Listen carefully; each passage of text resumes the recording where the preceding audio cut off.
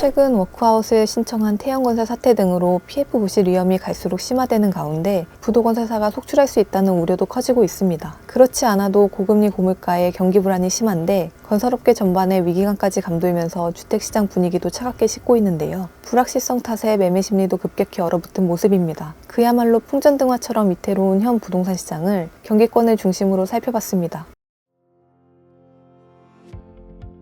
고금리의 경기 침체가 길어지면서 부동산 시장의 약세가 지속되고 있습니다. 뚜렷한 상승 동력도 부재한 상황이라 위축된 분위기는 당분간 계속될 것으로 보이는데요. 관망세가 이어지면서 우선 거래가 꽉 막혔습니다. 경기권 거래 시장만 봐도 잔뜩 움츠러든 모습인데요. 매매 거래의 활발 정도를 파악할 수 있는 지표가 있습니다. KB 부동산 통계에 따르면 1월 첫째 주 경기 부동산 매매 거래 활발 지수는 지난해 9월 둘째 주보다 4분의 1 수준으로 떨어진 4.02로 조사됐습니다. 경기 부동산 매수 우위 지수는 17.39로 조사됐는데 지난해 2월 첫째 주 이후 가장 낮은 수치입니다. 지난주에 20선도 무너졌습니다. 이는 시장의 매수자의 관심보다 매도자 문의가 훨씬 더 많아 부동산 거래가 얼어붙었다는 것을 의미하는데요. 거래 절벽 상태가 지속되면서 집값 하락세도 두드러지고 있습니다. 경기의 매매가격 전망지수는 지난해 12월 기준 83으로 같은 해 3월 이후 가장 낮은 수치를 기록했습니다. 지난해 9월 이후 기준선인 100 이하로 떨어져 3개월 연속 집값 하락 전망이 우세한 상황입니다.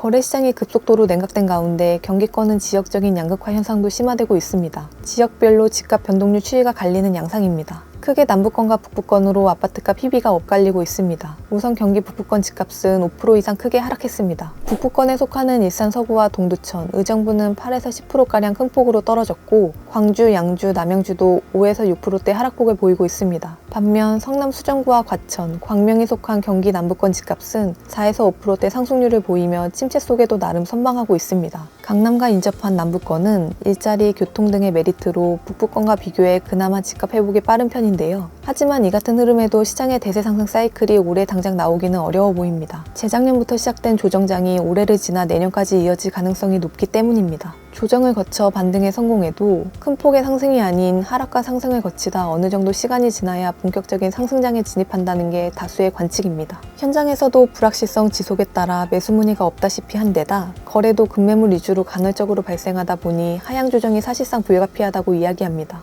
시 입주할 금매가 9억 2천 저쯤 하락되고 있어요. 근처에 지금 떨어져 있는 상태예요.